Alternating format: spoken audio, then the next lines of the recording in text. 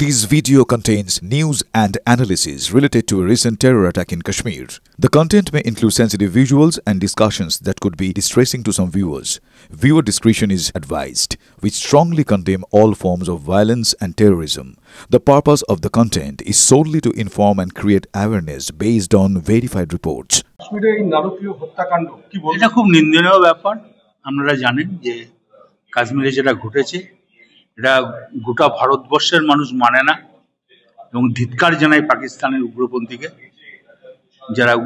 যারা পাকিস্তানে এই ঘটনাটা ঘটিয়েছে তাদের ধিক্কার জানানো হচ্ছে। এটা কোনো মানুষ মেনে নেবে না। দাদা, ওখানে তো সবচেয়ে বেশি নিরাপত্তা ব্যবস্থা থাকে।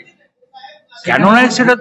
সেটা তো ধরুন কাশ্মীরে আমি গেছি, কাশ্মীরে 100 দূরে দূরে ফোর্স থাকে। তো কেন ওখানে ফোর্স ছিল না সেটা তো আমি বলতে পারবো না, ওখানকার লোকরাই বলতে পারবে।